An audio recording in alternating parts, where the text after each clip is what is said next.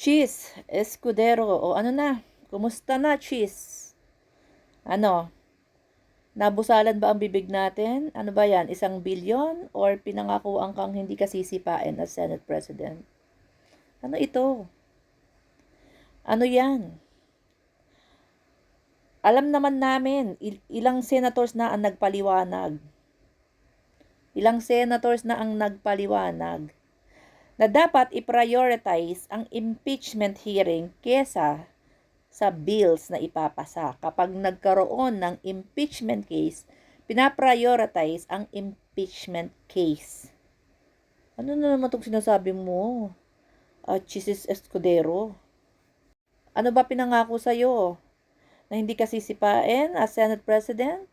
Mas nanaig ba ang ambisyon natin? Mas nanaig ba ang ambisyon mo? Dinelay mo na ng dinelay. Bago pa mag-eleksyon, 2 months pa lang. Alam ko, 2 months before the election, nandyan na yung impeachment na yan. Alam ko, February, di ba? February yan. Nung inimpeach sa Congress. Pero dinelay mo kasi walang time, busy ang mga senator sa kanilang mga personal na kampanya, delay. So, ang ginawa mo after election, June 2. Ngayon, dinelay mo na naman. Ginawa mo June 11. June 11, after June 11, June 12. Another, holiday. Pagtapos ng holiday, June 13. So, ayan na. Hanggang June 30 na lang. Tapos, gusto mo i-prioritize ang bill na ipapasa nyo? Sinabi na yan, pinaliwanag na yan. Nila Pimentel, ni Soto, nila Enrile before, pinaprioritize dapat ang impeachment. Hindi pinapatagal yung hearing na yan. Tapos gusto mo i-prioritize yung bill? Tindi mo, ang bilis ng cambio mo. Cheese Escudero, masyado kang halata. Kaya nga po napaka-importante nitong hearing na to, no? Hindi importante kung ma-impeach si Sara or hindi. Kasi gusto nating malaman kung sino pa yung mga nagtatago, yung mga ahas sa Senado, yung mga hunyango. Pero tandaan po natin, ang ahas, kahit magpalit yan ng balat, kahit ilang beses na magpalit ng balat ang ahas, ahas pa rin. 'Di ba? Kahit ilang beses magpalit ng balat ang ahas, ahas pa rin yan. Alam na natin yung mga hunyango eh. Alam na. Alam na natin yung mga bias na mga senators. Yung mga senators na dapat na tumatayong judge, parang nagiging sila defense lawyer nung inaakusahan. Napaka-vocal nila. Meron na silang prejudgment agad, wala pang hearing.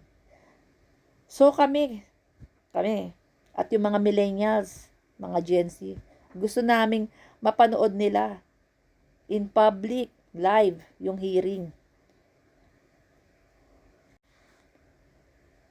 Kasi marami kaming question sa mga utak namin eh. Marami kaming tanong na bakit hindi masagot. Nasaan ang mga pera? Asan ang confidential fund? Bakit nalusaw? Ang daming nalusaw na pera. May 4 days, may 3 days, may 11 days, may 10 days. May mga ghost students, ghost scholar, ghost employee. May mga chichirya, may mga senators na family name. Marami kaming katanungan na gusto namin makita. Gusto namin makita yung pumapasok na pera sa bangko. Yung nakita namin during the dong investigation sa Congress.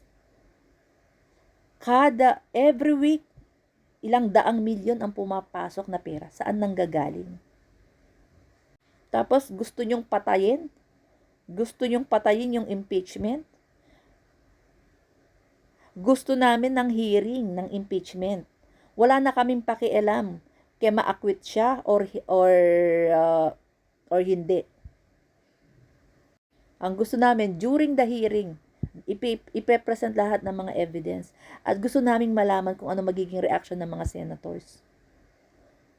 Kung patuloy sila magbubulag-bulagan, or patuloy silang mananaig yung utang na loob nila, pakikipagkaibigan, pakikipag-alyansa, or mananaig yung konsensya nila, or mananaig yung takot nila, mananaig yung ambisyon nila, mananaig yung takot nila na baka kapag sila ay bumoto ng impeachment is baka ibulgar yung mga anomalya nila.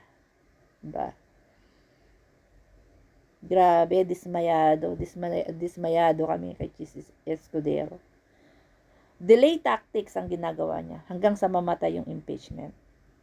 Sana man lang bigyan mo ng hearing. Kasi manonood kami, naghihintay kami. Milyon-milyon ang naghihintay para dyan sa hearing na yan. Hindi si Sara ang i-judge namin dito eh. Ang i-judge namin dito, yung mga senators. Kasi boboto kami sa 2028. Hindi si Sara ang huhusgahan namin dito kasi alam na namin ang ginawa ni Sara. Alam na namin kung paano niya nilustay ang pera kasi napakalinaw naman. Ang huhusgahan namin dito, ang magiging desisyon ng mga senators, ang magiging aksyon ng mga senators na ito. Yun ang hinihintay namin. Kung mananaig sa kanila yung pansarili nilang interes, or mananaig sa kanila yung paglilingkod sa mga Duterte, or mas mananaig sa kanila yung konsensya nila at yung paglilingkod nila sa mga Pilipino. Yun ang gusto naming malaman. Chis Escudero. Leche ka. Isa ka ring hunyango. Pasimple ka pa. Isa ka ring duwag. Isa ka ring duwag. Gusto mo rin protektahan yung power mo. You want to keep your power. Pare-pareho kayo.